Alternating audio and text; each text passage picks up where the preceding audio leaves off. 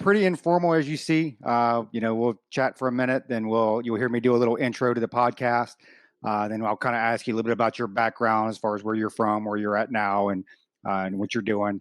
And then from there, we'll just kind of throw out some round robin questions, and we converse freely. So it's no surprises on our end. So we have more of a shooting the shit, and I think Josh might be drinking a little bit of whiskey. I did have to actually have him sign a disclaimer that he would not pull a Jeffrey Toobin on you on this thing because he's eager to try that out. We actually had to force Josh to put some clothes on for this episode. The Zoom thing. Yeah. Toobin. I think that's a new term now, right? Is Toobin? Like you got Toobin? I saw something when it happened the other day. Somebody, I think it might have been Kurt Schlichter. Or somebody put out, and they were getting that trending on Twitter, and it was Toobin or something, and it was pretty good. It was pretty good. And did you see the some of the folks in the media were like, well, just forget that ever happened. It was like, no, I don't think anybody involved with that could forget that ever happened. It's always the people on the left too, man. Always the social justice warriors on the left, and they get caught doing something sleazy, and it's like, oh, well, you see, what happened was what had happened was, yeah, it was pretty bad. It was pretty bad. Right. If you guys hear any background noise, it's probably my kitty. So if stuff starts falling, like boxes, or if you hear like. It's all good. Normally we hear Josh's dogs in the background, and Luke's got his dogs lapping water every now and then. So it's again, you'll see we're pretty informal around here, so not a big deal. Yeah, our 13 listeners really won't care. It won't bother them. And Josh, do you do hunting? What's that? Do you do hunting?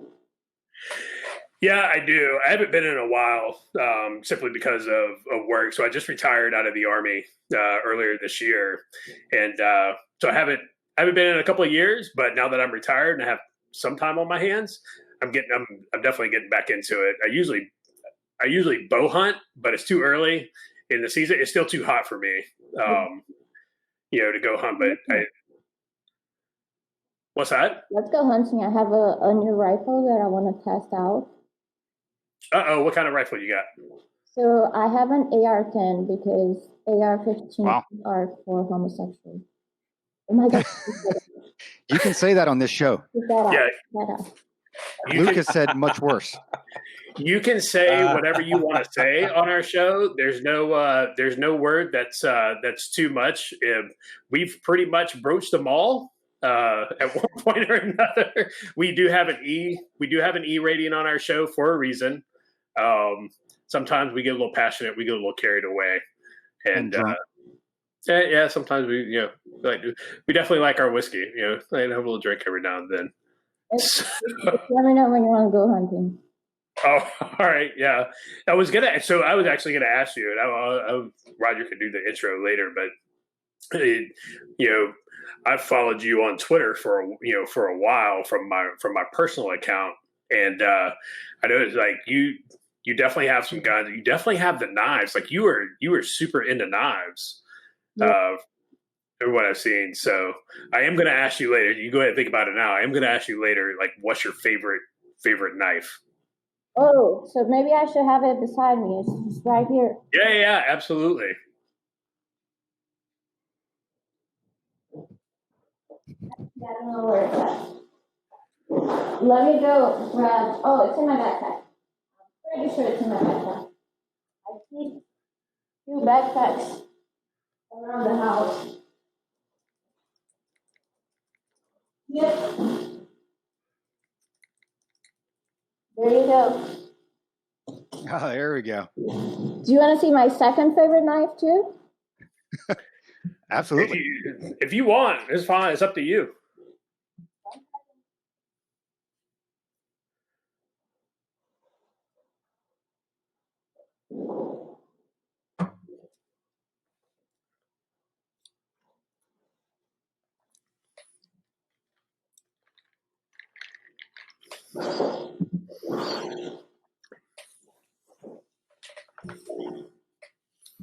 can't find it. Must be in one of my other backpacks. That's why it's the second favorite, not the favorite. Yeah.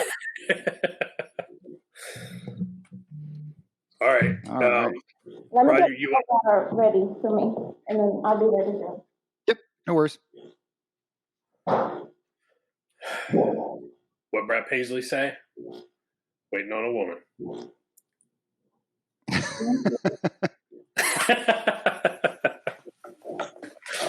Too funny. All right, All Roger, right, give me about 5 seconds of quiet, and then we'll kick it off.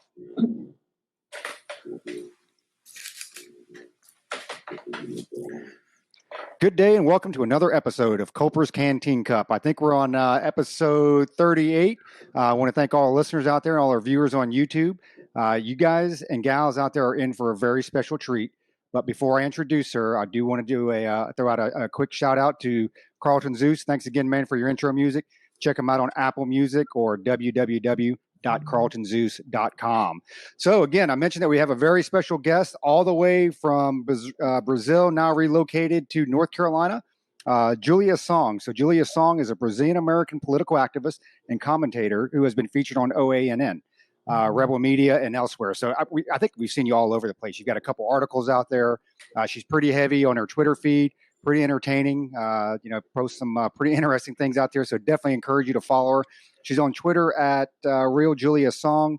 And obviously in her little caveat here, the views expressed in this podcast are her own and ours as well. So Julia, let's turn it over to you for a minute. Why don't you give us a little, brief background about yourself, where you came from, how you ended up here, and we'll go from there. Hi. So I came from Mars, actually. I think it's supposed to be Venus, right? Isn't it? Women are from Venus. So that's a whole lot of astronomy for me. I just know like one or two planets. Okay, that works. I actually took astronomy in college. I have no idea what I learned, and I have no idea why they made me take it. But anyway, so I'm from Brazil. I did a whole lot of political activism there against, the leftist government at the time, and you can find a lot more info about that, detailed info, on the article that's in my Twitter bio.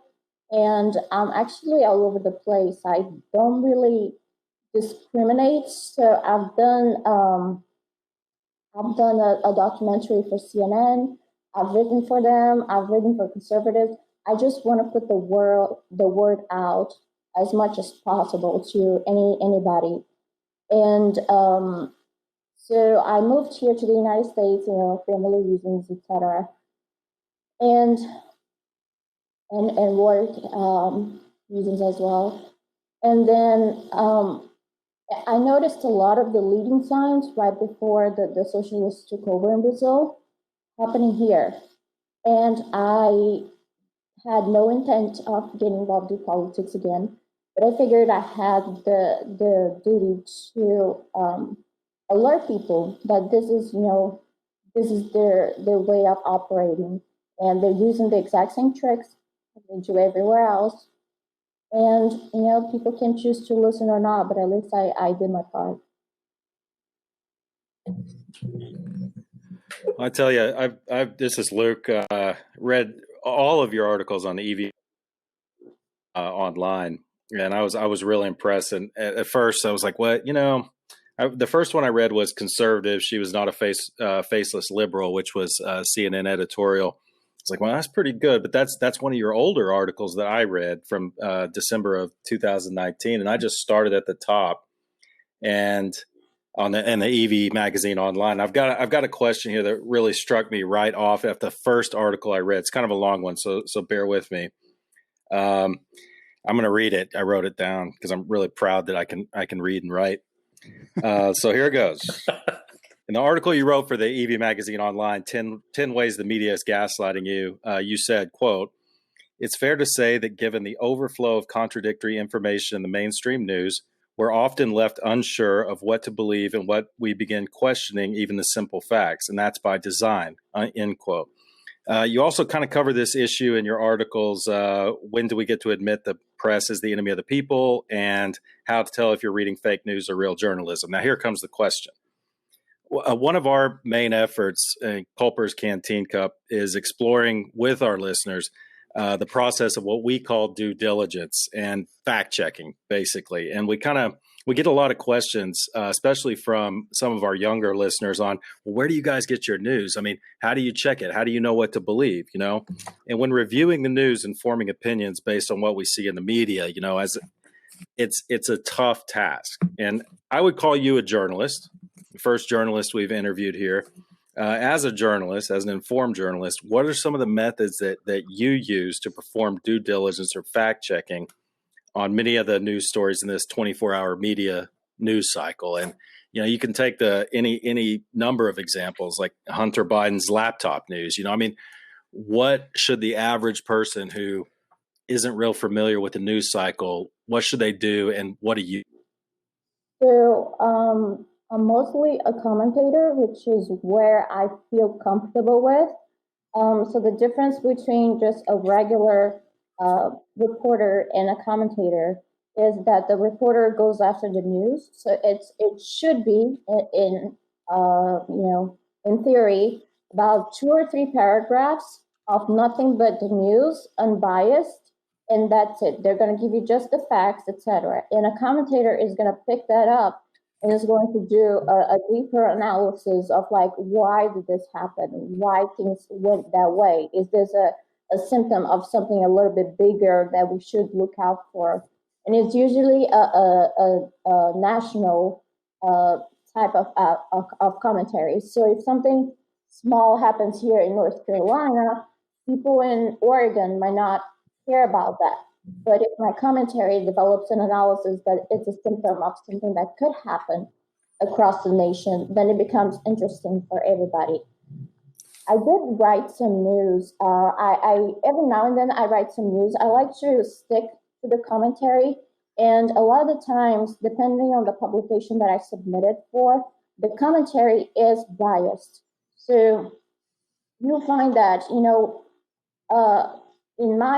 I'm mostly an activist and a commentator. So I do tend to, it's not that I hide facts or that I try to do things a certain way, but I do mostly look for interesting topics that will, serve as evidence of some of the things that I believe. And I'm independent. I'm an independent media person.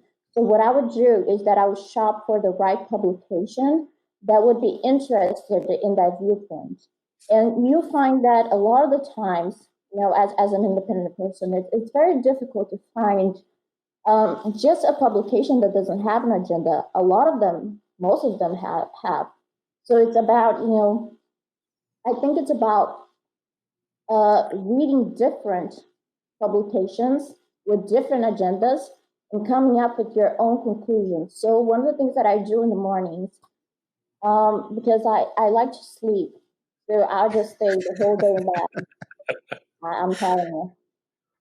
So to kind of like wake up my brain, I pull up my phone and I have about 5 to 10 different news sources, and I read through all of their their main page, and I search for all the things that are interesting to me. And I read CNN, I read Fox News, I read this, I read that. And so at the end of all of those 10, I have an idea as to what exactly. I think from the viewer standpoint, I can't ask everybody to do that.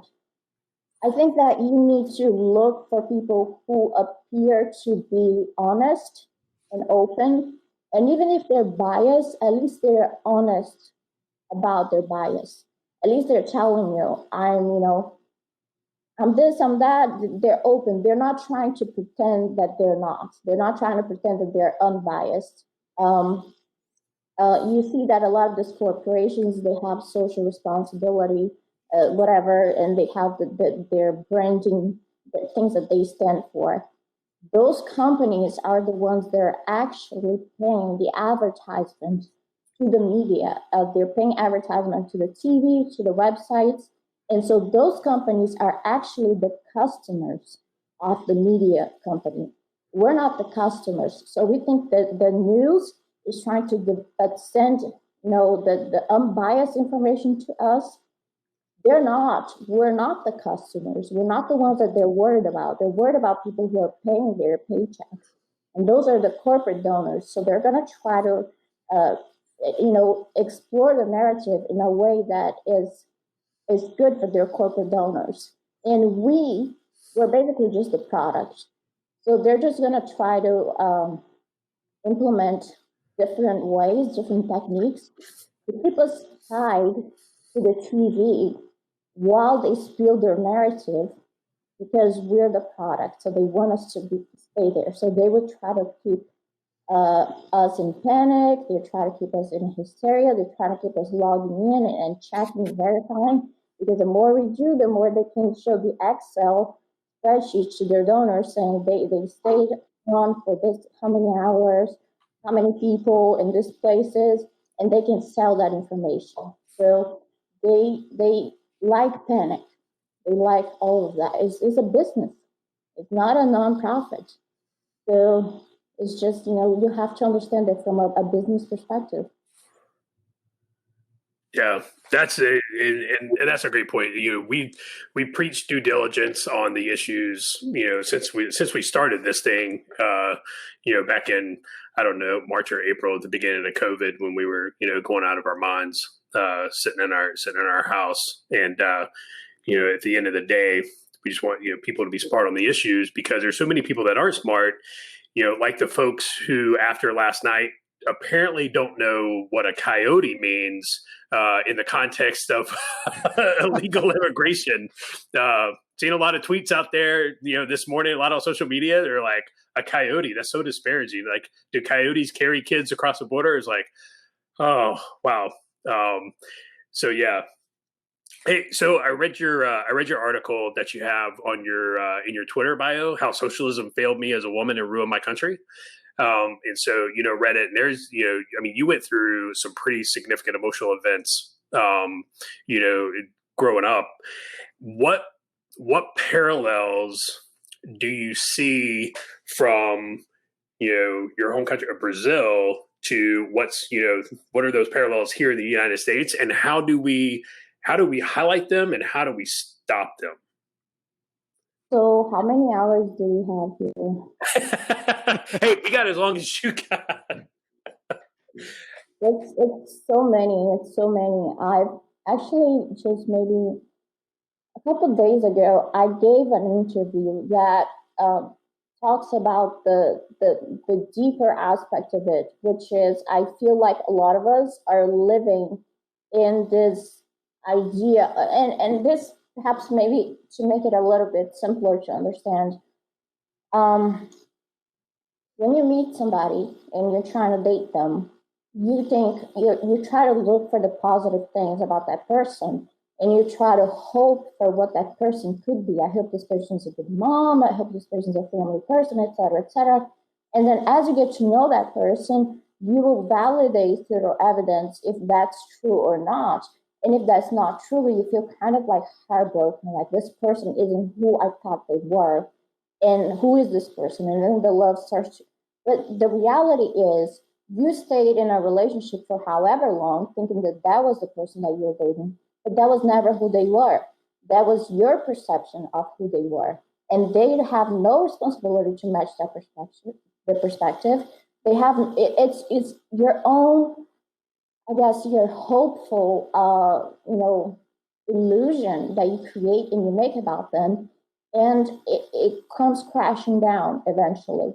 So, and a lot of the times people will do things and to you doesn't make sense according to the image, the perfect image that you built, but you just brush it off because, maybe it's an odd behavior, whatever. So I feel like a lot of people do that with socialism in this country. They hope that we're still a free country. They hope that we're still a capitalist country for entrepreneurship and et cetera, et cetera. But when you take a moment to wipe off the makeup and you look at where we actually are as a country, you will find that we are in a path that's much deeper than than we thought. I have very little, as I look at America, I have very little, what do they call it? Like when I'm comparing America to what most Americans think we are, there's very little similarity because people seem to think all of those things, but then suddenly, a virus that nobody dies from, whatever, is enough to shut down all of our businesses. And what is America without entrepreneurship? What is capitalism without entrepreneurship? And now we're going into the realm of, can small businesses compete if big corporations are lobbying the government to create regulations to keep small businesses from entering the market? And so does capitalism mean anything anymore? Capitalism, trying to make money, trying to exchange goods. Well, where is money right now? Because we're just printing money out of thin air that's based on absolutely nothing. And we're just giving out UBI to people and talking about UBI all the time. Last year, you wouldn't have thought that every American would be receiving thousands of dollars in the check, but here we are, so we have a lot of out of nowhere, just like that. And so you think, everybody's shell-shocked because they didn't realize that these people have been setting the stage to do that for the longest time. And so it happens slowly, and you don't even realize it's just a little here, a little there. And then eventually, when they're ready to get you, boom, it's like that. So that's why I'm against a lot of these things. For example, when they said red flag laws, no. When they talk about bump stock ban, no. Because it's bump stock today, what is tomorrow? Right, exactly. At one point, I'm going to have to draw the line. At one point, I'm going to have to say no. Are we going based on the Constitution or what we talk about? Because nobody had ever heard of anything regarding bump stock before the Vegas shooting. The investigation was closed. We have no answers, but now we have a bump stock ban, which bump stocks were supposed to help people with disabilities to shoot, or whatever. So it goes from one thing to the next every single time, to the point where your rights no longer exist. And so we're living in this illusion that we have all these rights. And the individual in my interview this week, he was talking about, if the government keeps poking the sleeping bear, at one point we're gonna go ahead and do something about it. And I feel like that's a lot of people feel that way. They feel like, if the government does one more thing, if they come after me, I'm going to show them I'm the sleeping bear and I'm going to get up and whatever. It's going to get to a point where, they know that if they push us too hard, we're going to fight them. So what are they going to do? Are they going to let that happen? They're going to get to a point where they're going to cripple us in every single possible way, that even if the sleeping bear wants to wake up, it's not going to be able to. They're going to control our money. A lot of my conservative activists and reporters and etc. We operate through, PayPal. We operate through different bank accounts. They close that and they keep the money for 6 months. And plus, they don't tell us. Chase is closing the bank accounts of journalists without any reason, and they're taking away a lot of, other things, like what they did with. I'm just going off. Can I go off or? No, you're good. So a lot of people say, don't threaten me. Come and take it. Come and take it. They're gonna come. They're gonna take it, and you're gonna fold like a little bitch because look what they did with Roger Stone. 30 FBI agents showed up 5 a.m. The dude was in his bed. The dude didn't even have guns in his house. He was in his bed in his 70s, whatever, with his disabled and elderly wife, and they swatted the dude's house. And so you're in your house, 5 a.m., 20, 30 FBI agents armed to the teeth, acting like you're the next Bin Laden. Your wife is scared. Your kids are crying. What are you going to do? You're gonna open fire against them, against all these people that you don't even know how many they are. They're in the roof. You're not gonna do anything. You're gonna fold because you're not gonna put your family to a shootout. So they have so much power that at this point, even if we wanted to resist, are we going to be able to? They can take away our financial freedom. They can take away our ability to defend ourselves. They can take away everything. They can control where we are. You know, they look at this and they know where we are. So we have no sense of privacy. They know what we're communicating. So can you really fight back against this big of government? And technically, you shouldn't have to, because the government is made of people who are representatives of the community. But when you think about the fact that a congressional race, an uncontested congressional race, the cheapest of the cheapest is like over $20 million every 2 years. Who has the money? I don't have $20 million every 2 years to throw away, do you? People who have that kind of money are corporations. And so they will fund candidates that would run, they will win, and they will represent the corporations, they will be lobbied by corporations, they will be owned by corporations, and so you're being taxed without any representation, and you know they own you in every single way. There's no escape, there's no way out. So you know, to me, it's just I don't know. I feel like conservatives need to really try to understand what exactly is reality, and I just plugged my phone. And what is, you know, they want to keep believing that we're in this free country, that we're in this capitalist society, but corporations are killing small businesses, politicians are killing small businesses.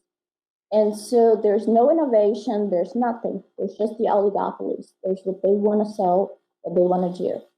And so what is really this that we're living in, and how we're going to operate? And so I think when we decide, when we learn that, when we face that truth, then we'll be able to move forward from a more informed perspective. Right. And you know what? You sound like you've been a part of the CUP for a while, because we're huge on individual rights. And we always talk about that. It's like, where does it stop? You know, I mean, we're big advocates of the Constitution.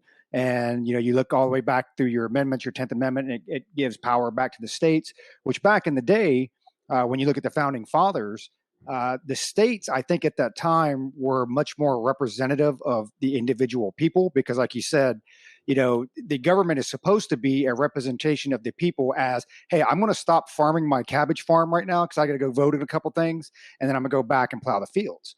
And that doesn't happen anymore because you have these career politicians. And I know Josh is like chomping at the bit because we have an episode coming up pretty soon about term limits and how we see eye to eye on that, or don't see eye to eye on it. What I thought was pretty interesting, especially at the very beginning, you were talking about, you know, commentators are biased. And that's something that, you know, again, we've always stressed with our listeners out there. You know, there's definitely a difference between news and editorials or commentators. And like you mentioned, you know, you have the facts up front, and then from there you have your editorials and your commentators. And, you know, kind of tying them both together, I used to kind of see three different categories. You had the government and politicians, you had the media, and then you had the people.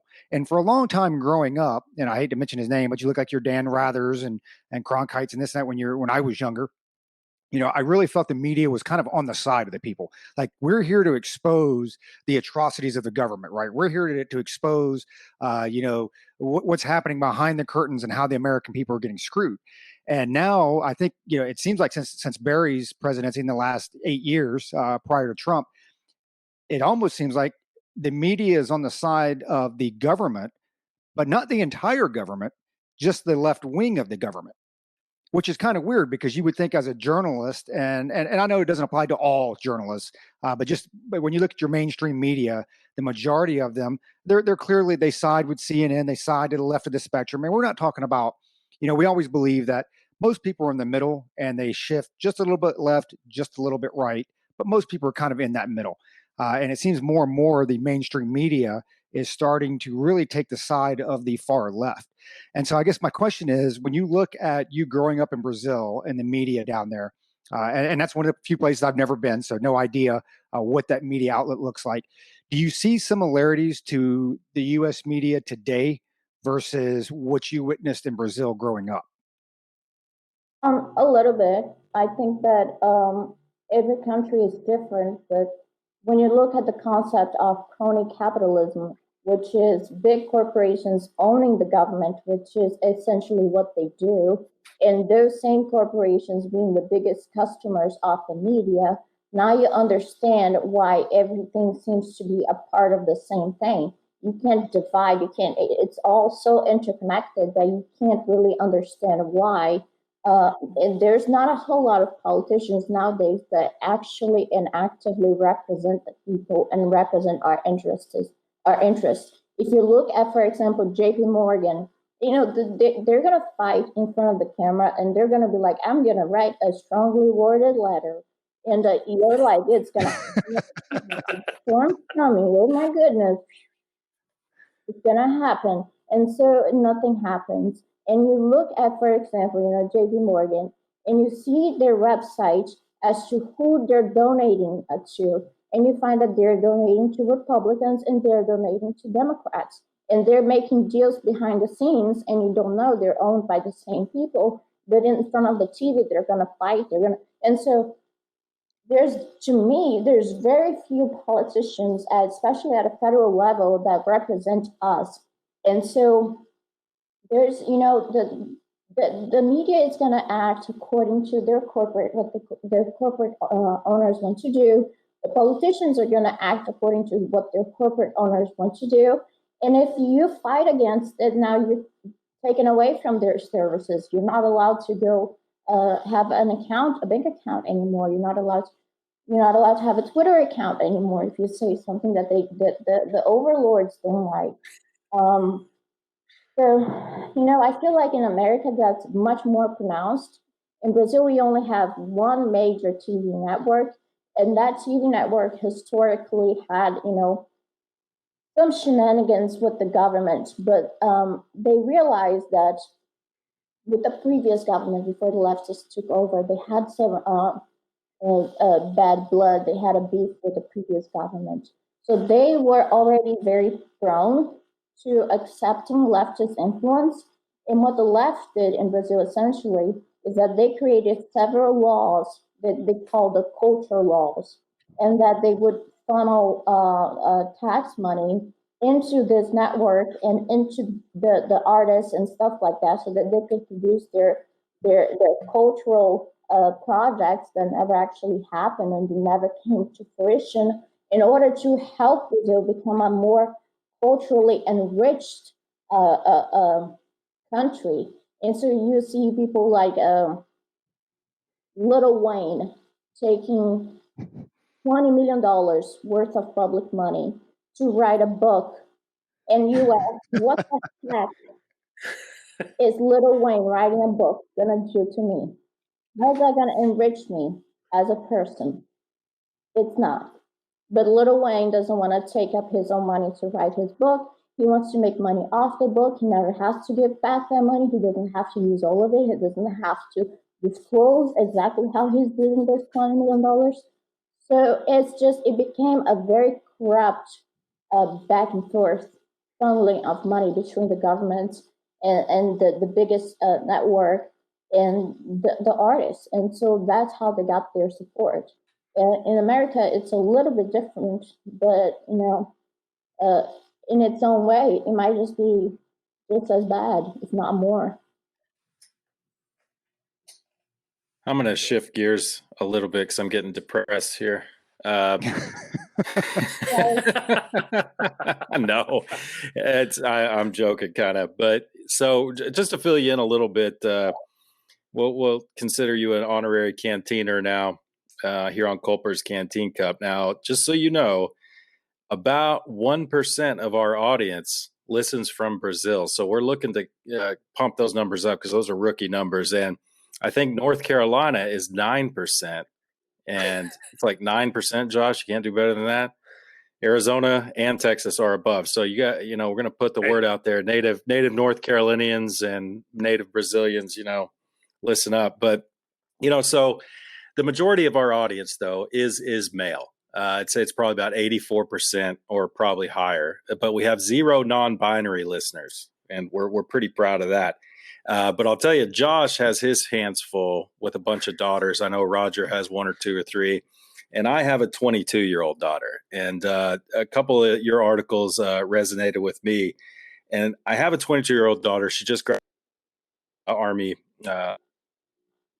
basic officer leadership school today, and she's probably going to be listening to this podcast on her way to Washington to her first assignment. And I try to talk to her over the years. And in today's polarized world, as you know, reading your articles, even plain language, you try to talk to your own kids, it's charged with social justice trigger words, and sometimes it's difficult for men in particular to make certain points concerning empowering women and making them aware of sudden violence awareness and avoidance. That said, if you don't mind, could you give our audience a roundup, and my daughter in particular, of what you covered in your article? Quote, men just shouldn't rape isn't a self-defense strategy. Specifically, any and all of your tips to women with respect to taking responsibility for their own safety. I love that article. I think I sent it to my daughter. I guarantee she hasn't read it because kids don't read emails nowadays. So give us a rundown, like your strategy of empowering yourself and not being afraid and taking the initiative.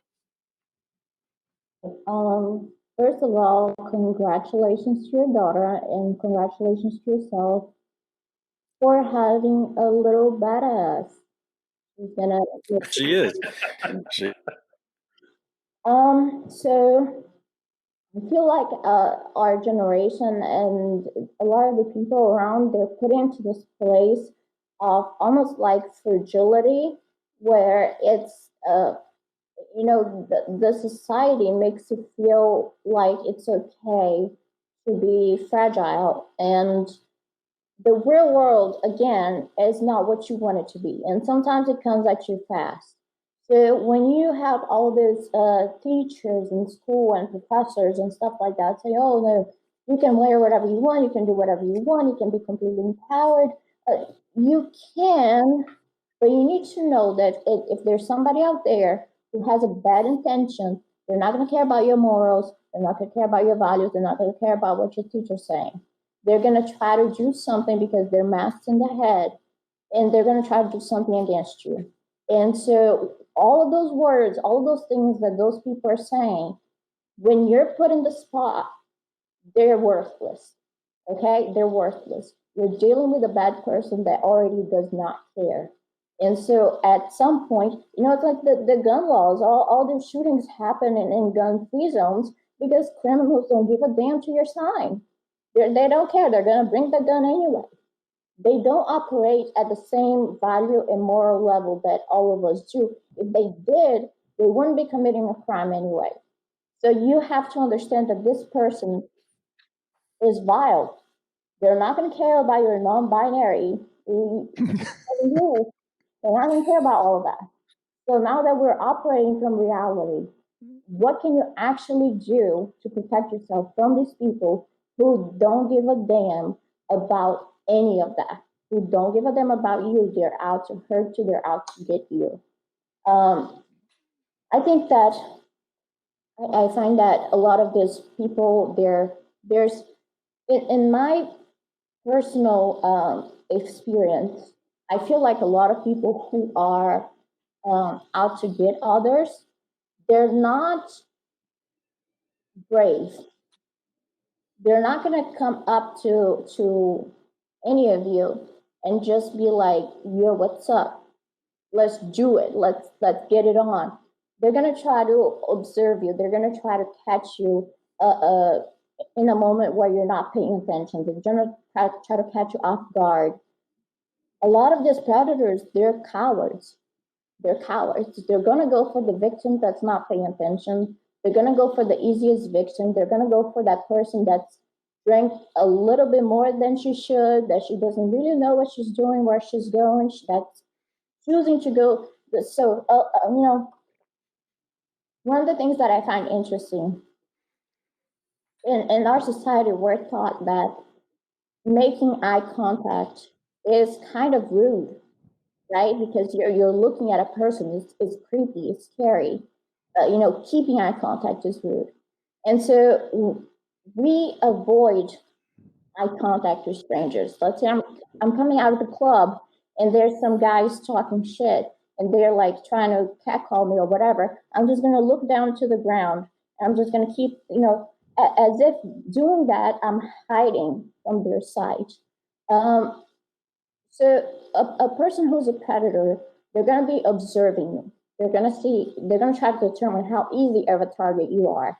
And so when you look, you have to look around the room. And when you perceive somebody who's observing you, look at them in the eyes and record things like their hair, what they're wearing, things like that. Because if they know that a victim has seen them, has noticed them, and is able to identify them, the chances and it knows what they're doing, what they're up to, where they are, how they're moving, chances are they're not going to go for that person because they know if something happens, he can be identified, that you'll be expecting, that you're aware of everything. I find that, a lot of the times, a lot of people focus on self-defense and trying to, how would I know what to do if I get on a fight? And in my opinion, you don't want to get into a fight because it's a whole nother beast. It's a whole nother level of preparation from a mental and physical and all kinds of different perspectives. So, and even if you do, there's not 100% chance that you're going to leave unarmed. If I get into a fight with somebody, I could be as prepared as they come. I still might lose. So I don't want to get to a fight. I want to prevent that. The only way I know that I'm winning and that I'm leaving unarmed is if I prevent a situation. And so a lot of it is prevention. Know who you are, know your surroundings, try to avoid that situation. Because if something happens, nobody's going to be there for you. It's going to be you against a person. That person already has the intent to hurt you. They already come with a surprise factor. They already come prepared for the attack. If you don't want to have to deal with the consequences and the chances that you might get hurt, you need to walk with confidence. You need to look at people in the eyes and show them that they do not want to fuck with you. They do not want to come near you. You have to, put yourself into a place where these things just don't happen, because some of the mistakes that we do, we can only make them once. And so if you're making this mistake, there's a lot of women out there who made it once and they're not around anymore. So prevention is the biggest thing. It's not, against feminism. It's not against none of that. It's your life on the line. And so you need to be smart about it. So that's my tip. No, you're 100% correct. And I think if COVID has taught us anything, it is that everybody is responsible for their own health and their own safety. The government cannot, they cannot help us 24/7. Police officers can't be with us 24/7.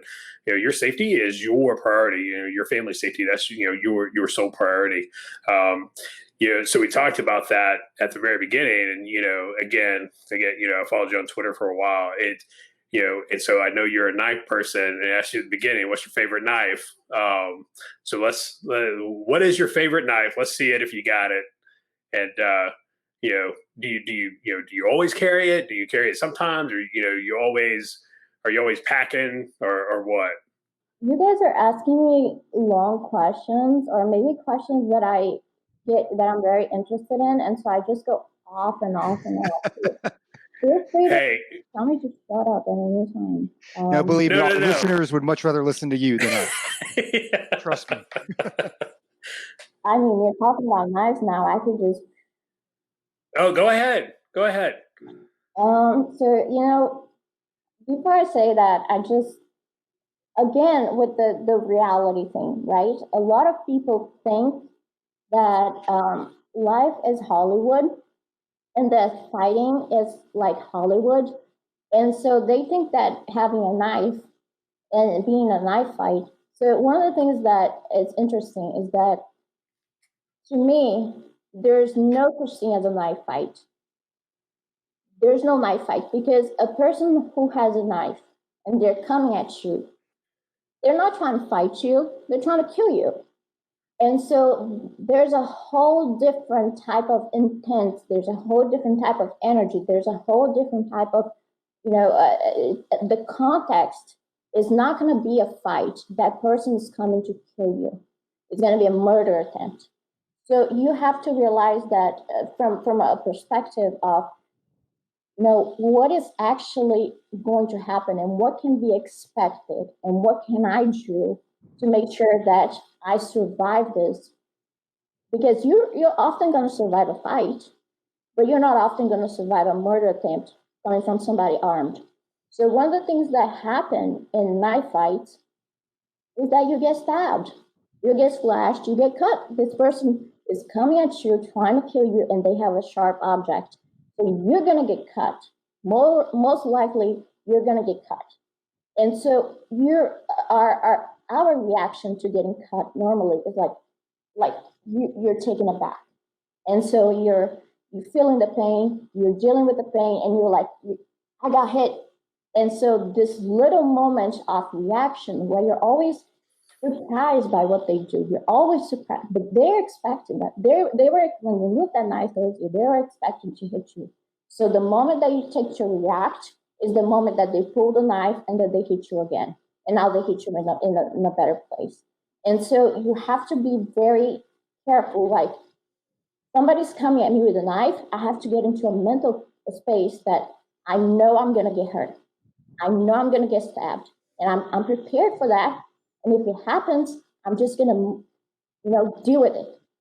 I'll deal with the pain. I'll deal with the stabbing later. Now I need to know that that's going to happen, and I need to put that in the back burner. So I feel like in the topic of female personal defense, a lot of people say things like women should have those little kitty, keychain. Yeah. To me, it's like a little bit more complex than that, because if I come at you, I already know kind of what to expect. And if you punch me with that, and if I'm bigger than you, I'm probably just gonna slap your arm out of the way.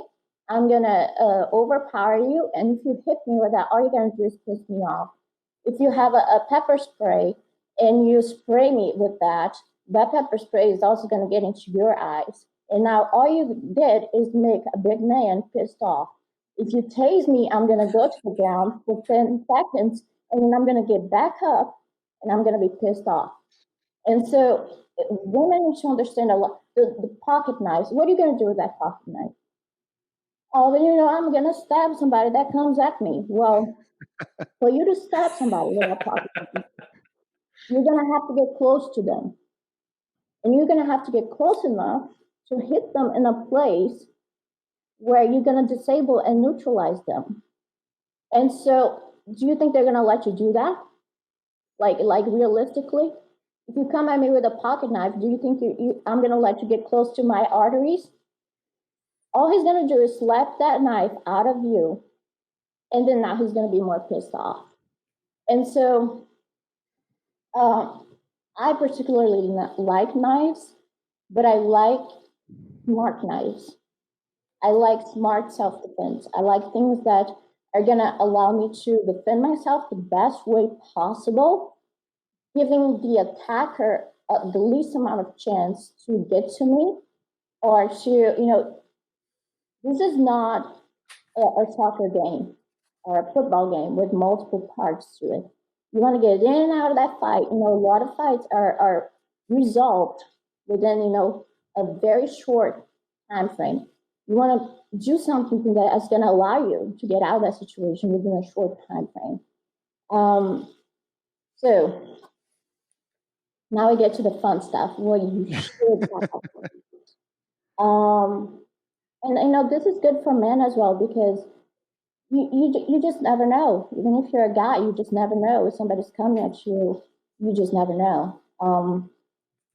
So I have a concealed carry.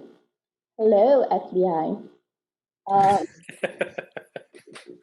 but I'm a girl, right? I'm a girl. Look, I wear, you know, not super tight, but tight body fitting clothes.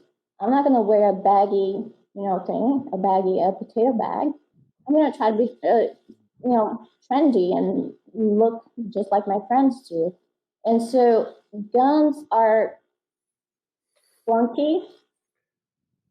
If you're gonna have a gun, you want it to be ready to be used.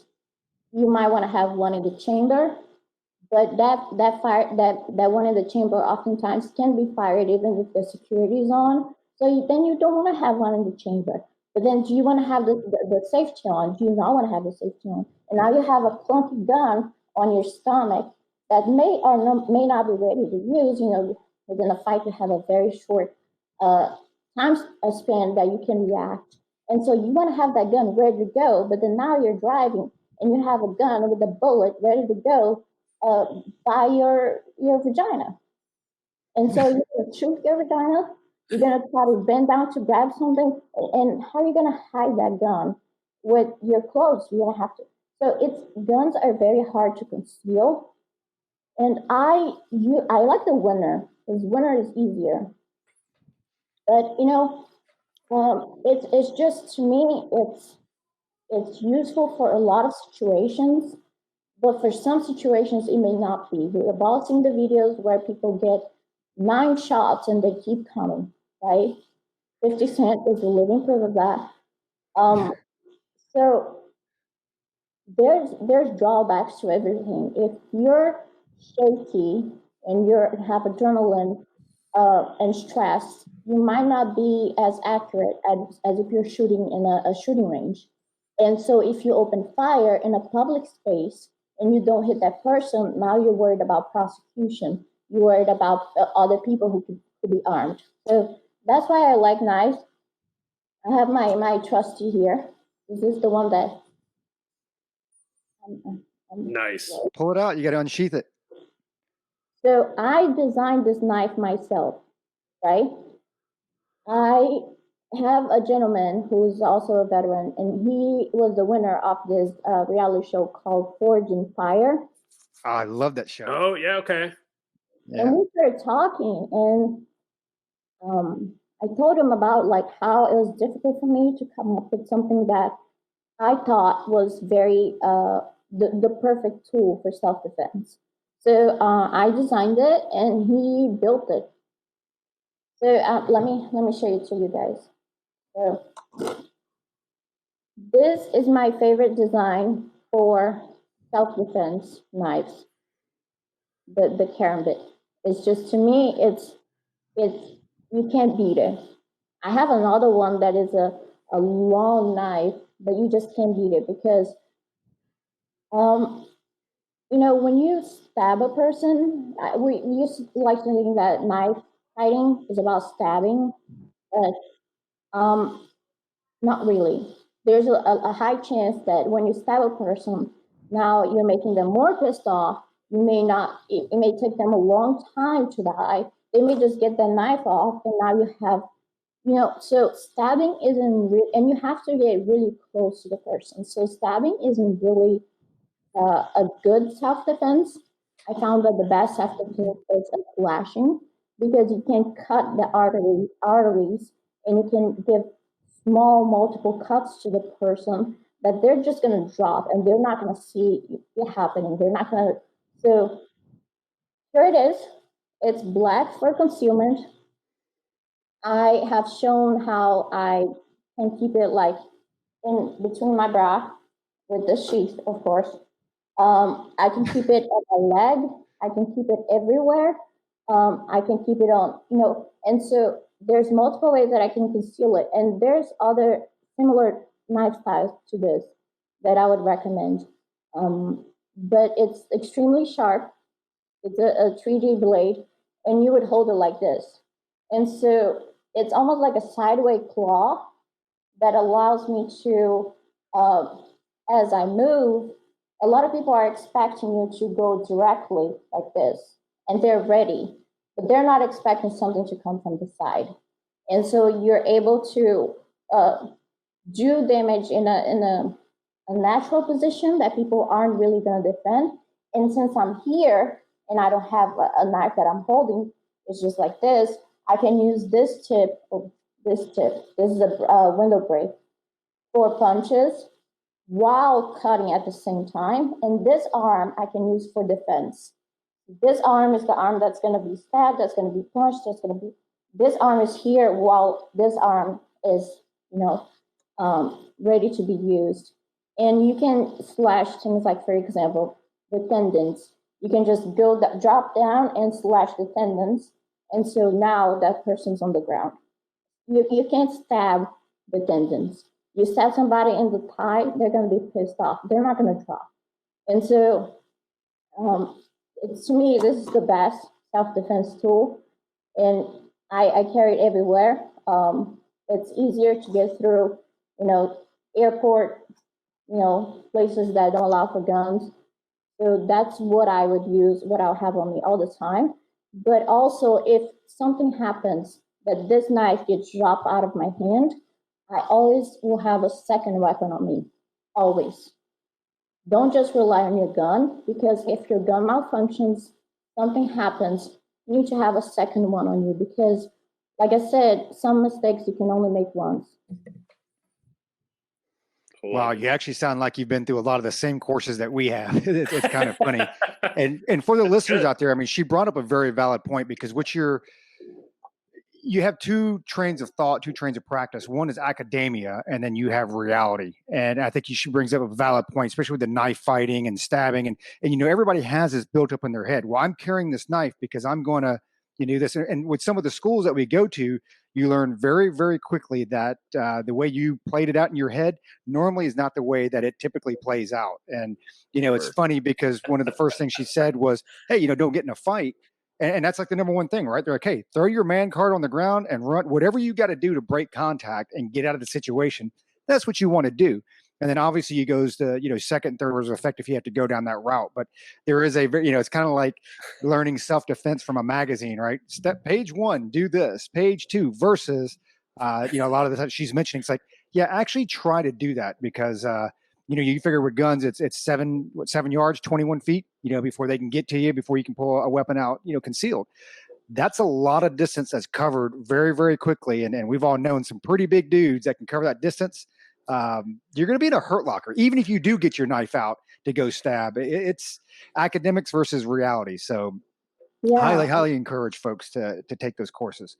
Let me just say something real quick that I thought of. We are good people. We are not wired from an evolutionary standpoint to do harm. And that's what our predator is going to be counting on. So not only you're going to have to deal with a situation where it's going to be, you're going to have to, if you're going to attack, you're going to have to probably, make contact with their skin, with their face. There's going to be blood. You're going to have to rewire your brain to the point where, you don't feel right when you see those things. You don't feel right but you're going to have to rewire your brain to get over that. And you also have to remember that when you're done, what is going to happen? You're not just you're going to call the police, and you're going to have to deal with the prosecution. And so you have to worry about your actions and making sure that, to me, it's a very complex subject that you have to be in the right mindset, and you have to think about all these different things. For example, last thing I'm going to say. You're good. A lot of people say, go for the throat, go for the head, go for the eyes, whatever. This is a defensive position. You're not going to get to my throat. You're not going to get to my eye. But when I go punch you, I'm leaving this open, and I don't have any way to defend this, the armpit. The armpit has a huge blood vessel that goes through here. So if I'm going at you and you go down and you pass this on your armpit, now you have your arm is disabled because all of that muscle is cut. You have a huge bleed out. And so this is something people don't think about. It's not beautiful. You know, in Hollywood, they're never gonna tell you to go for the armpit. You know, but if you go for the face, you're gonna have way less chance. I'm not gonna let you get to my throat. So what else are you gonna do when you're just punching? You know, no knife. What are you gonna do if you can get to my face? Where are you gonna hit? You can hit in my diaphragm. I don't know how to say that in English, which is the Close enough. organ right here that will take their breath away. And so things like that you should consider in a real world situation. You know, and it's interesting you talk about the, you know, not being wired that way, because I think we've read a couple of the books on killing, and you've always heard the stories about during the Civil War how they found dead soldiers with 10 or 12, you know, rounds in their weapon they never fired. We've gone through a couple courses, and it's amazing how a lot of people won't throw the first punch. You know, and that's one thing I've taught my kids very, you know, since especially my boy. I'm like, hey, if a guy your ass, take him at face value and throw the first punch. I mean, he's probably not saying it to, you know, to like, you know, smooze you up and blow smoke. He's probably going to come over here and try to beat your ass. So if he gets within range, you definitely want to throw the first punch. I have a little bit of a change of direction here for my last question with you. Really interested in your experience coming from Brazil to the States and just the whole immigration process. So I'm in Arizona. So, you know, it's funny because Josh posted this morning about the whole coyote thing, and I thought he was joking. I was like, Josh has been day drinking again, and, you know, whatever. So as I started following his posts, there were like people with like PhDs, you know, like legit doctors, like, come on, there's no way a coyote is carrying a family of 4 across the border. And I'm like, they actually think that this is an animal. And as I start reading, I'm like, and these are the same people that turn around and want to talk about immigration policy or enact immigration policies. I'm like, you don't even know what's going on down here. So for me down here in Arizona, it's obviously very close, and it impacts our daily lives. We see it. So can you talk briefly, just a little bit, you know, about the pain points that you went through coming to the United States, and then what's your, you know, as an immigrant, what's your whole, you know, outlook on illegal immigrants that come here? I mean, do you feel that they, you know, because on one hand, it's I don't blame them, because I would do whatever I had to do to get my family to a better way of life. But, you know, being an American and a U.S. citizen, it's like, hey, there are legal ways to come here. So, you know, and I guess the second part of that question is, with yourself and throughout your community, what is your view of illegal immigrants here in the U.S.? You added briefly to that, but I'm afraid if I keep talking, I'm going to make the gentleman with the baseball cap depressed. No, because he'll just drink some Boulay. He'll drink some Boulay bourbon, and he'll pep right up and start sending us texts about how much he loves us. I think that, you know, we as a society, we work on rules. We can't just decide, you know, this rule I'm not going to follow, this rule I'm not going to follow, and you make the decision. You know, we have to have people who are able to. And so what an illegal alien actually means is they're undocumented. You don't know who they are, you don't know their name, you don't know their ages, you don't know nothing about them. So they come here and they drive cars and they're racketeering through falsifying documents and making up, you know, all kinds of different things to try to get insurance, to try to get this, to try to get that. And so as a society, I want to know that if you commit a crime against me, you know, you're not just going to up and leave somewhere else and take up a new name and going to, you know, go after somebody there. I want to know what is, you know, that you're able to be accountable for the things that you do. And so we need to know who are these people. That part of Mexico is the most dangerous part of Mexico. The government can even go there and do anything. The army can even do anything to that part of Mexico because they have more guns and better and more people than they do, than the military does. So it's a very profitable part of the country in which criminals control. And so it's not just people who are there trafficking, it's drugs, weapons, anything under the sun. And so let's say I'm a girl, little old me, 5 foot tall, 5'2". Let's give it 2 inches. Um, uh, five 5 foot 2 inches, walking down the border, and I'm like, "Hi, sir, please take me to the United States." That criminal has two choices.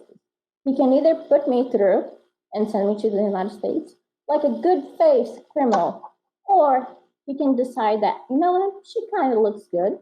I'm going to do whatever I want with her, and maybe I'm going to send her, there's somebody who pays for good looking girls. There's somebody who wants these girls for human trafficking. There's somebody who wants these people for organ trafficking. And so when you think about the prospect of, they just want a better life, that's not the way to do it. Because the people who actually make it here, nobody talks about the people who never made it. Nobody talks about the crime and the criminal activities and the billions of dollars involved in that operation and how deep it goes. Nobody talks about the people who die in the desert. Nobody talks about none of that.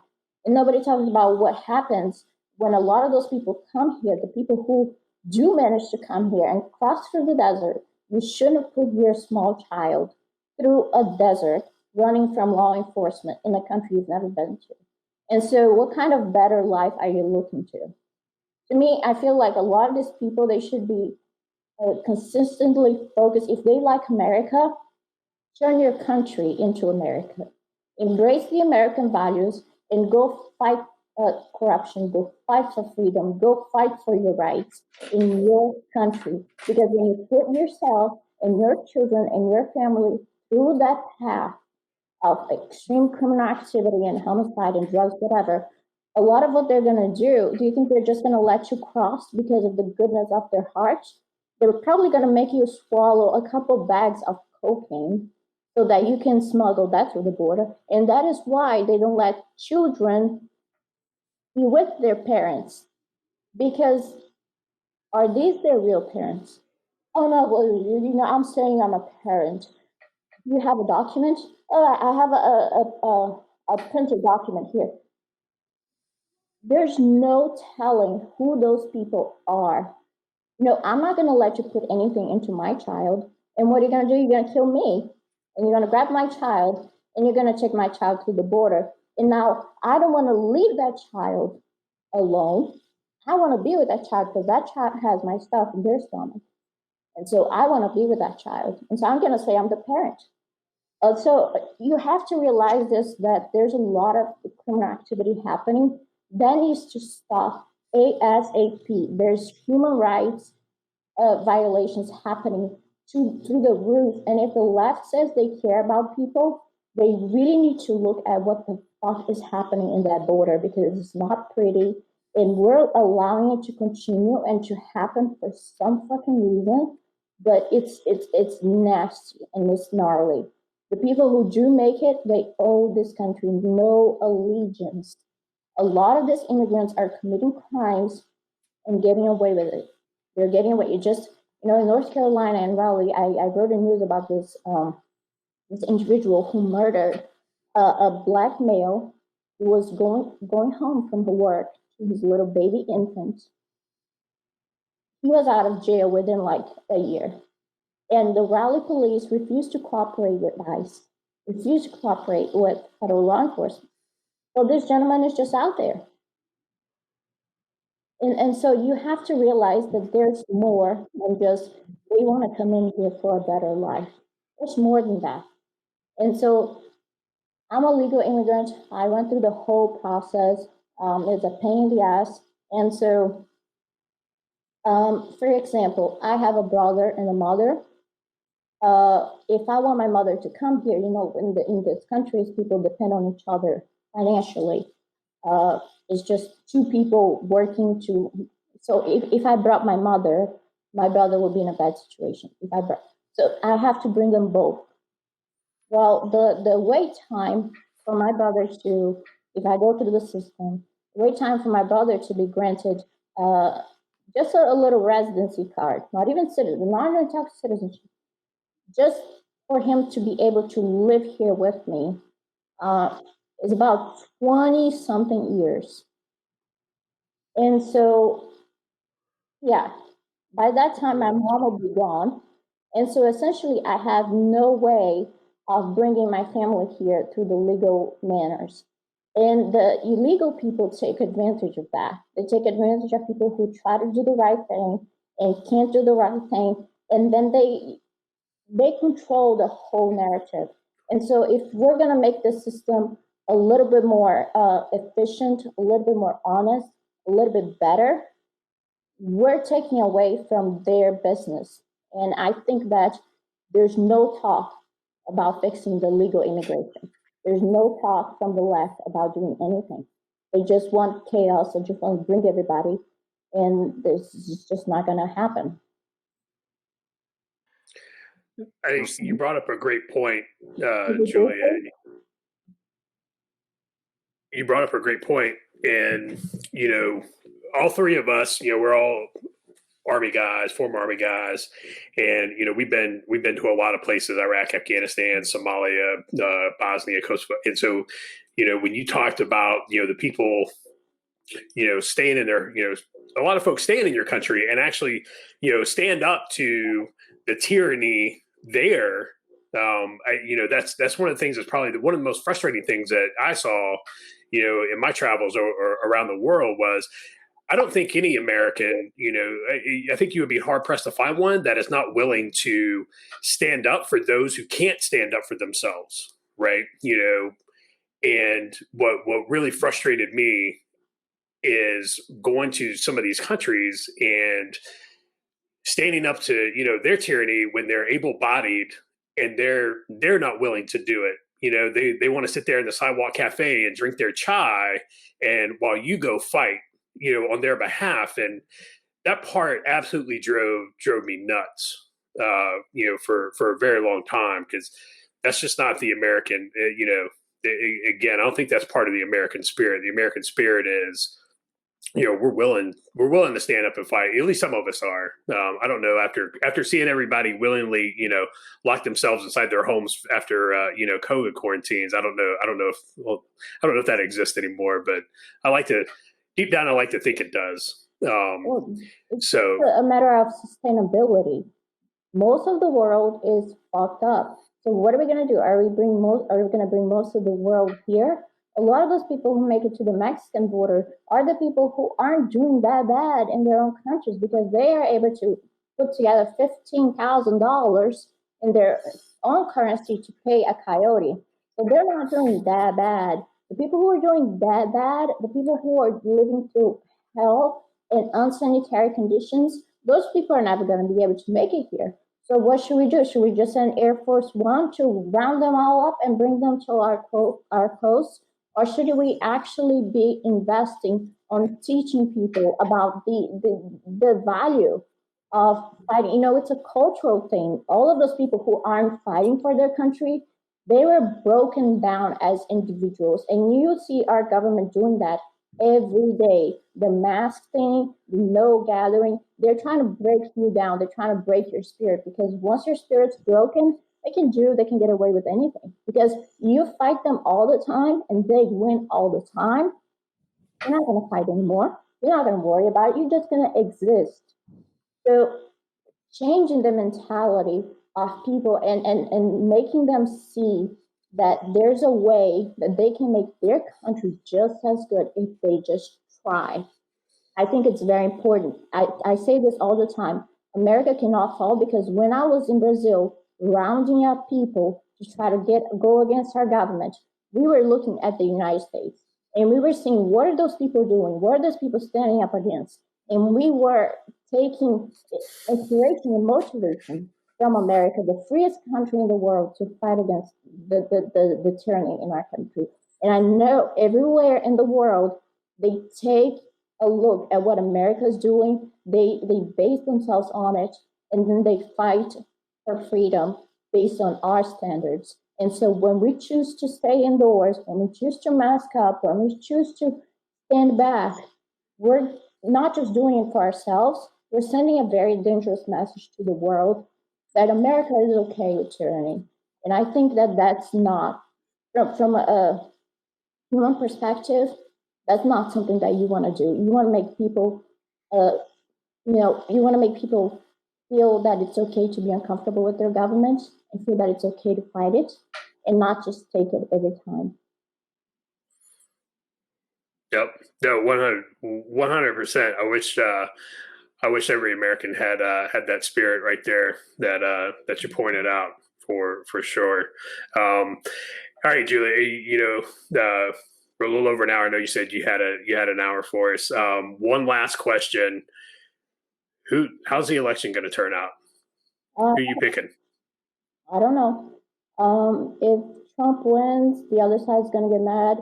If Trump loses, I don't think we're going to do shit about it because conservatives are too focused on the status quo. So we'll get mad, we'll go on Twitter, we'll talk shit, but we won't actually cause any social disruption. So, I think the only social disruption is going to happen is if Trump wins, and then at that point you can expect some activity, some places burning, etc. But I don't know at this point, and I don't know if it really if it matters as much. I think that the change that we need to happen in our country needs to be started at a local level. You need to get yourself to a place where you're not fragile, that you're ready to fight, and then you need to get your household, and you need to get your community, and you need to strengthen the community, the state, etc., and start from the bottom up. I don't think Trump can save us all. You can trust the plan how you want, but I don't think the plan is going to give a fuck about little me in rural North Carolina. Not taking man back. I know I said I had an hour, so thank you for being mindful of my time, but I did notice that is it Luke, the guy in the cap? He's been quiet, just introspecting. So I feel well, Julie, I was just thinking, we message each other throughout the show to try to, do the transitions and everything. It's been real natural, but Josh just thought that he could completely block me there at the end, just close us out without me talking. So I was thinking throughout the podcast, listening to you talk. I mean, I have like 3 or 4 questions here we didn't even get to. And you touched on a lot of stuff, like Roger said. I mean, it feels like, you went to some of the same course, have the same mindset about certain things that we do. And like I said, I have like 4 questions we didn't even get to, socialized medicine. I live in a country with socialized medicine right now, and it's just awful. I want to get your views on that, internet censorship, human trafficking. And you said, just now, politics, it starts local, do something at the local level. So I'll tell you, Julia, we'd love to have you on again in the future if you would be willing to come on, because I think that this episode is going to be a real hit. And I definitely have a lot more to talk about in the future. So with that, I'm sorry I was so quiet. It's just I was thinking a lot. I was thinking about what you were saying and some of the thoughtful answers you had. And I'm going to kick it back to Josh to close us out, unless you've got anything else. Yeah, I guess I could just answer your questions in like 1 or 2, like 5 seconds each question. And then we'll get into it a little bit more later. I don't have anything to do on this at home, buddy. So human trafficking. I think that there's a lot of that going on. I think that a lot of that goes unchecked. I feel like with again this perception, and I'm just black pilling everyone because I'm black pilled. I don't give a damn. With this perception of the safety that we live in, and the government's going to take care of us, and everything's going to be fine. The belief is very limited. There's limited things that they can do. They need warrants. To get warrants, they need proof, they need evidence, they need probable cause. There's a lot of red tape that the system is actually going through. The amount of pressure we're putting on law enforcement is going to make it go bigger. I've seen a lot of bad people get away with stuff simply because a little bureaucratic little loophole that perhaps wasn't. And so to me, it makes me question if the system is there to enforce the law or if they're there to protect the community. And I find that a lot of times that people are afraid of liability. These cops are afraid of being put in a bad situation. They won't speak to reporters. So human trafficking, I like to investigate it on my own because I feel like there's a rule that I operate by. A lot of us think, I don't have to do this because somebody else is going to do it. Somebody else is going to take care of it. I noticed on the course of doing that, if I hadn't been there, nobody would. And when I'm not there, there's nobody else. The safest course of action is to assume that if you don't do it, it's not going to get done. And so when I look up children they're missing, when I look up all these things that they've been missing for 2 months and there's no action, there's nothing. The biggest lead is no lead at all.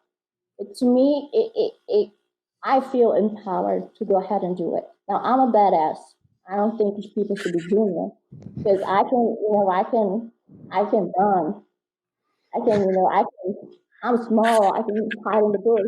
And so it's something that I particularly feel, that me as a citizen, as a part of my community, it's something that I can add value. There's a lot of things that you can do to add value. The more you keep hoping that other people will do it, the more you realize it's going to hit the fan because it's not getting done. Socialized medicine. If you think Trump is a fascist, and if you like your right to abortion, my body, my choice, why would you want him in charge of your health care? Why would you want a Republican who's anti-abortion in charge of your health care? You don't. And so that goes back to the whole socialist thing. It's not really about democracy because there's so much power in the hands of one person. That power cannot fall in the wrong hands. That power cannot fall in the hands of a fascist. So we're going to hold on to that power. And we're going to make sure it doesn't fall in the hands of a white supremacist. And so it's not really about democracy. And so the more power, the more money you give to the government, the more authoritarian it will become. And there's absolutely no transparency. If you charge me $10,000 for a Band-Aid, I'm going to call your customer service. And I'm going to be like, what? I need to know exactly why. And I'm going to give you hell. But if I just show up and that Band-Aid costs $10,000 and there's 300 million people relying on the healthcare system, getting billed, and there's no transparency. You don't get to see the bill. The government's paying the bill, and who's part of the government? Is this individual, and who's funding his campaign? Is the healthcare company. And so now you have a Band-Aid that costs $10,000, nobody knows. And the money just keeps cycling. There's no transparency and the country goes down. And you won't get the health care that you want because a corrupt and bankrupted country won't give you good health care. And the last one I forgot. Censorship. Internet censorship. It sucks. It sucks. That's what they do. I mean, they're trying to break us and they're trying to manipulate us, and they can't have other people bringing up their different points of view. So what they're going to do is they're going to try to dehumanize you. They're going to try to portray you as a racist. They're going to try to portray you as a white supremacist, because if they do, then who wants a racist to be speaking on their platform? And so they kind of like justify their actions to censor us, to silence us, because of the titles and the dehumanization efforts that they make against us. So the more you allow yourself to be worried and to be defensive about that, the more they win, because it's their own little game that they're playing, and it's made for you to lose. So I think that a lot of people think private companies should do whatever it is that they want. But when you consider the fact that private companies own your political representatives, then it's all just one thing, and it's all just censorship at a private company, at a government level, in every single way. They're getting tax breaks, they're getting all of that, they're getting subsidies. So perhaps they should start following the Constitution or get the fuck out. Well I love said. it. Well said. Well, Julia, I know we're a little bit over our time or over your time. Definitely want to, send out our thanks and just, extremely appreciative of the time that you, especially on a Friday, right? So you should be drinking whiskey or wine or whatever by now. But I definitely want to thank you for coming on the show and spending, over an hour with us. I know our listeners will love it. For the listeners out there, folks on YouTube, one, if you're listening, you need to get on YouTube because she's got a pretty badass Karen bit. It actually makes me want to go buy one, although she was a little aggressive with it, like swinging it. So I'm glad we were doing this VTC wise versus in person. Might have to leave with some of those $10,000 Band-Aids she was talking about. But I tell you, she's got a lot of articles out there. They're really quick reads, pretty straight to the point and very practical. So, if anything, get on your Gurgle machine there, Gurgle Julia Song. Hit her up on Twitter. Definitely follow her at Real Julia Song. And again, thanks for coming on the show. And hopefully we'll have you back and talk a little more. Finally, I will say this, though. I meant to say this earlier. You actually need to start a podcast because you've got a lot of good – well, actually, don't start a podcast because you'll compete with us. But scrap that. Keep writing your articles. Go out there, check her out. And, Julia, we'll see you next time. Thanks a lot. That was nice. It was good. Yeah, so that was Julia's song. Pretty good interview. I would tell you this, that I kind of said it. I was starting to say it, and then I caught myself. I mean, she really should start a podcast. She has got a lot. We follow her tweets, and so you see a lot of bits and pieces, and it's so hard through Twitter or Facebook or anything else to really get some context behind the statements or to really get into some deep thought. But as we did the interview, you find out, she's got hours of this stuff, so it's pretty impressed. Yeah, no, 100%. I tell you, it. To listen to her and listen to, you can hear it in her voice. She's got grit. She's got tenacity. She is what an American should be. She's like, I do what I can for my community. I take responsibility for my safety. It's just like all that right there. Like that was absolutely 100% refreshing to hear. Absolutely refreshing. Yep, absolutely. So for our listeners out there, we just want to say, hey, thanks for listening. Hopefully you enjoyed the interview. I think we all three look forward to bringing her back again. We want you guys and gals to stay safe out there. Thanks again to Carlton Zeus. Check them out, www.carltonzeus.com. Check them out on Apple Music. And for your YouTube or our YouTube premium viewers out there, your content starts now. All right. Good shit, man. Solid. Yeah.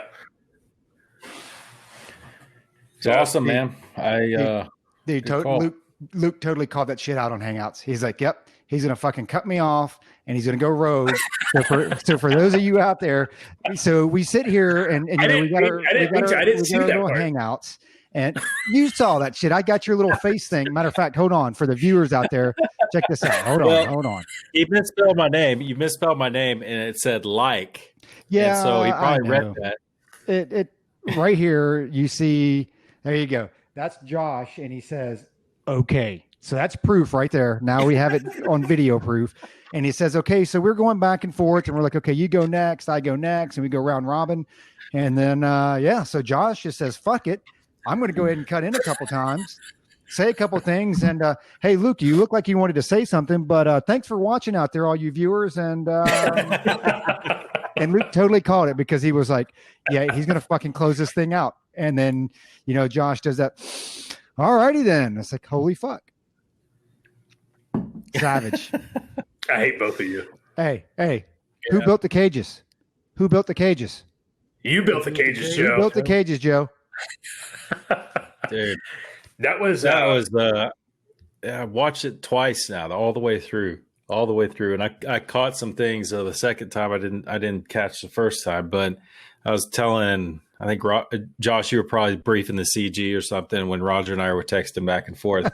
Where I personally thought there were some good zingers in there, but I personally thought the best one was the when Joe said when Trump puts him on the spot, I can't remember what he says exactly, but he's like, "You had 8 years, Joe. You had 8 years. How come you didn't fix it?" And he goes, "I had a Republican Congress." And then Trump's just like, he like leans over and he's like, "You got to talk to him, Joe. You got to talk to him." And for the first 2 years, he didn't have a Republican Congress. I know, and I thought that and the oil, those two, I was like, dude, this is a slaughter. I mean, this is bad. Not good for Joe.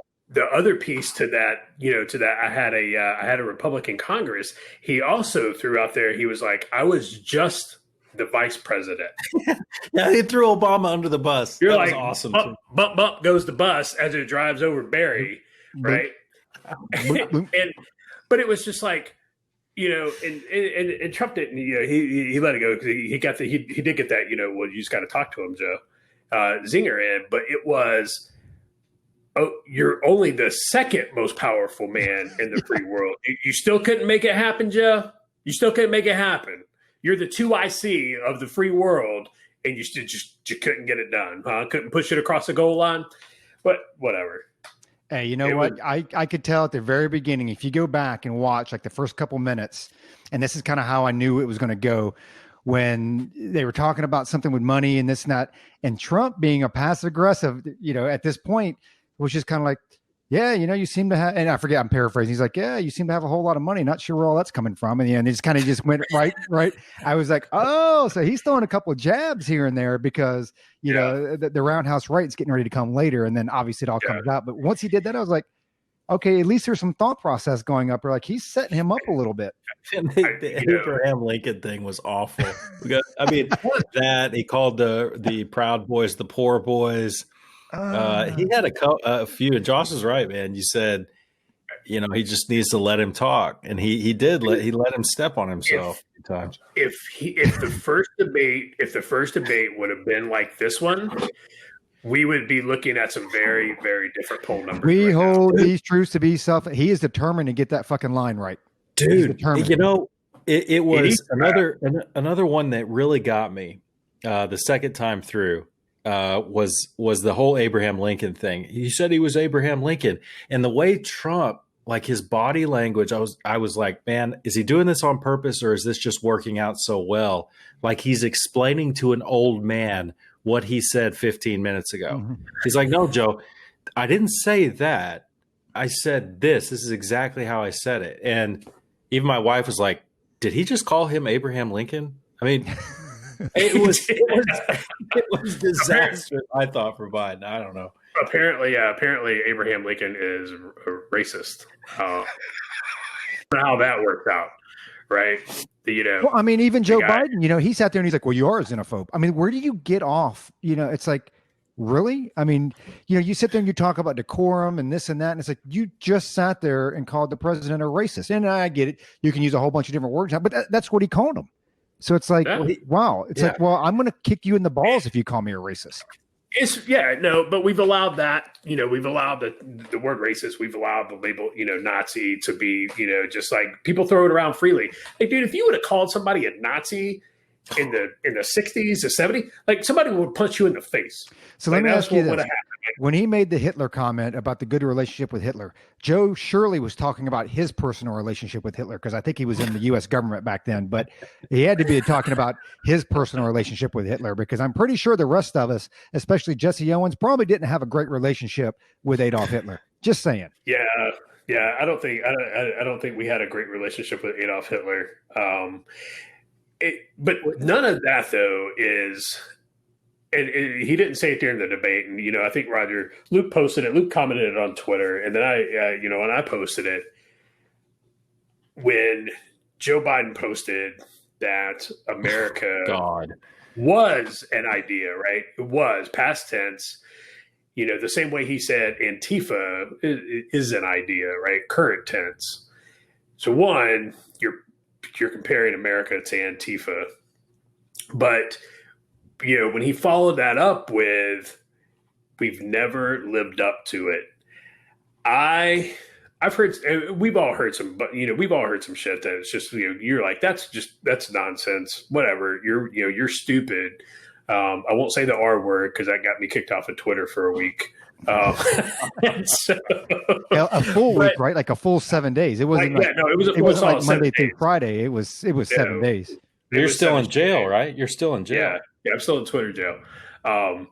But when he said that, we've never lived up to it, it almost made me physically ill when, we've never lived up to it. To think about, Luke pointed it out in his tweet about the men and women who have served overseas, who have stood up for the downtrodden, who have, stood up and fought for those who can't fight for themselves, right? That's America.